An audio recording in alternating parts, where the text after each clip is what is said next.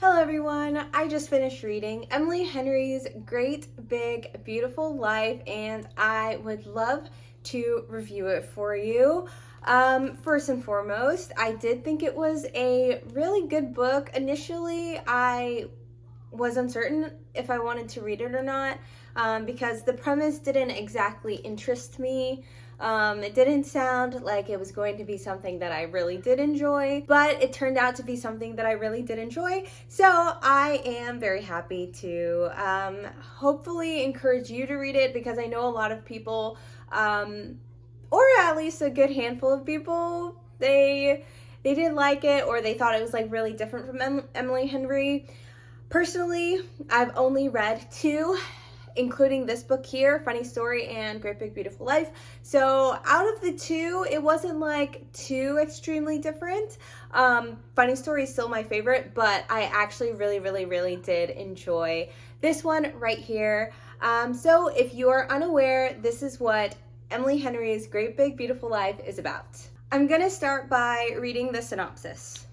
She was the stuff of legend. Alice Scott is an eternal optimist still dreaming of her big writing break. Hayden Anderson is a Pulitzer Prize winning human thundercloud, and they're both on balmy little Crescent Island for the same reason: to write the biography of a woman no one has seen in years, or at least to meet with the person who claims to be the Margaret Ives. She is a tragic heiress, former tabloid princess, and the daughter of one of the most storied and scandalous families of the 20th century. When Margaret Ives invites them both for a 1-month trial period, after which she'll choose a person who will tell her story, there are three things keeping Alice's head in the game. 1. Alice genuinely likes people, which means people usually like Alice, and she has a whole month to win the legendary woman over. 2. She's ready for this job and the chance to impress her perennially unimpressed family with a serious publication. 3. Hayden Anderson. Hayden Anderson is glowering at her in a shaken to the core way that suggests he sees her as competition, even though he should have no reason to be concerned about losing this book. But the problem is, Margaret is only giving each of them pieces of her story, pieces they can't swap and put together because of an ironclad NDA and an inconvenient yearning pulsing between them every time that they're in the same room. And it's becoming abundantly clear that their story, just like the tale Margaret's spinning, could be a mystery, a tragedy, or a love ballad, depending on who's telling it. So honestly, I'm not sure that synopsis gives a lot away. Well, I am sure it doesn't. It doesn't give a lot away, which is great. But personally, to me, it didn't really grab me. There's nothing there that makes me say, hey, I really want to read this book. And Emily Henry is not an autobiography author for me necessarily. She might become one at this point, because I like this novel, but as someone who is not automatically going to buy an Emily Henry book, I don't think that this synopsis really makes me want to be like, oh yeah, this is really interesting. But if you feel the same way as me, let me try to perhaps convince you or give you a little information that will make it an easier decision of whether you would like to read this novel or not. So what I really think the synopsis is missing is the bit of mystery in there that we get. We do get a little bit of mystery in there. We get a huge twist at the end, which is completely amazing. And we get sort of two stories. We get our main story, I guess, which is about Alice and Hayden and auditioning for the right to write Margaret's biography. But we also get the B story of Margaret Ives.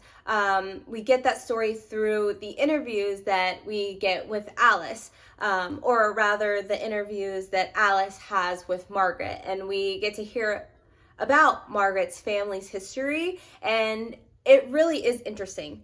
At first, I was sort of like, why do we care about Margaret? What's the whole point of this? And it is sort of explained. Alice's family, her parents, have an interest in Margaret's husband, or former husband.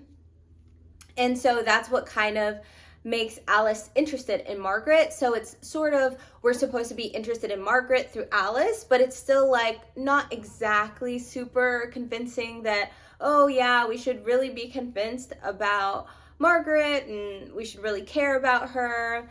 But when Margaret starts telling her story, it really got pretty interesting. I was like, oh, okay. Like, we just kind of dived into it, and I was like, okay, this stuff is sort of interesting. There was still, like, in the back of my mind, it was still a little bit like, okay, what is going to end up happening here? But as I said, at the end, we get a little bit of twists, and so like towards the middle, we get a little bit of mystery and intrigue, and not to mention the romance that ends up blossoming between Hayden and Alice, which is really enjoyable as well. But I'm sure maybe, as you've heard, not like super focused, but it's just in there enough to make it like just like a good balance to me. Okay, so let's start with maybe the romance part of it. Alice and Hayden, like I said, it's not like the biggest focus, but it is well paced throughout the book.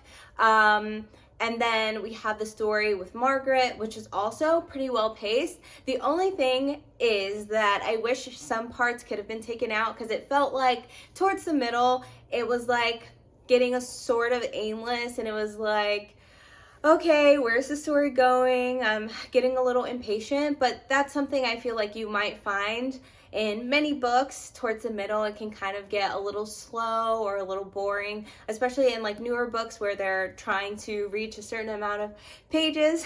So this novel is like over 400 pages, I believe.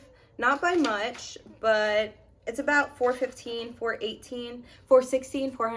pages. So it's pretty long, and for romance or women's fiction or whichever genre, I feel like it's still like, it's a little long, especially because even though the story about Margaret is the B story, I feel like it takes up like more than 50% of the text, which again is fine, but it's like, it's really interesting that our main character isn't necessarily the main focus of the book in many of like the chapters.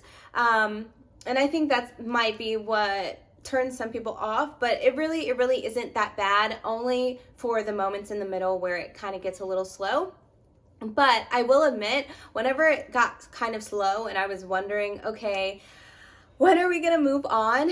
It did move on, and we got like a new piece of information that was really interesting, or we got a little romantic scene, and it like kept the book alive until the end. And like I said, there's a really good twist, so it really made it worth it. And the twist sort of built up starting in the middle of the novel, so it was really like good to try to put the pieces together myself, or if you're reading it yourself. I took a guess, I got it wrong, but I was pretty close, and when the information was dropped, I was like, oh, okay.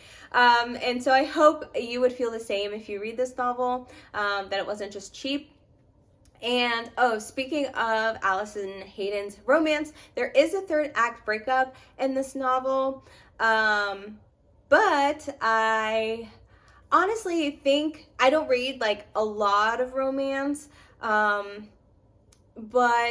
I think this is one of the best, well-deserved, like well-done third act breakups that I have read, with a book that has a romantic plot line or a romance sort of at the center of it.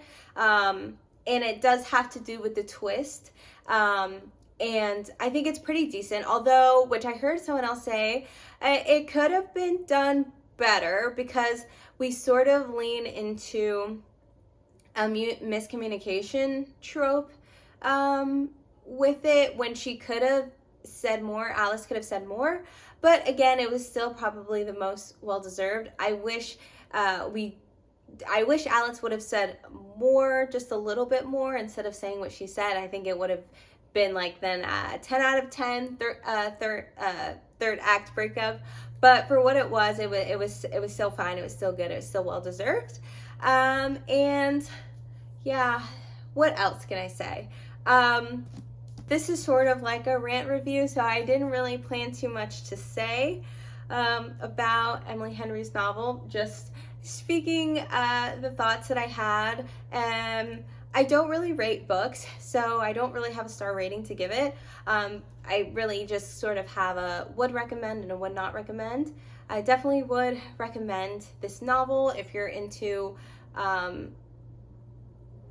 any sort of like romantic work, or it's not exactly literary fiction, but it leans literary fiction. A little contemporary. I hear some people call it women's fiction.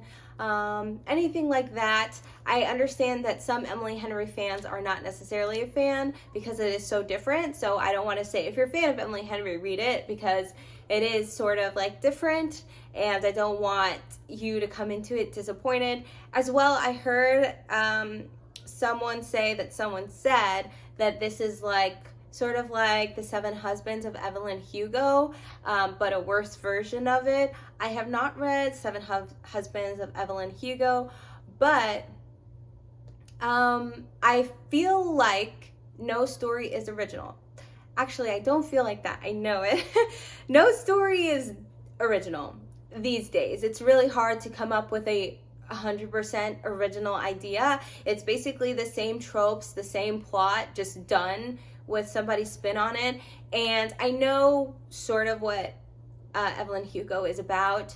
And when I heard that, I was like, oh yeah, I can see how maybe the plots are pretty similar. But I think it's unfair to say that it's a worse version of it, because Emily Henry has written so many novels. I feel like, why would she do that? Why would she sort of try to write a novel like The Seven Husbands of Evelyn Hugo and fail at it? If she wanted to, I bet she could.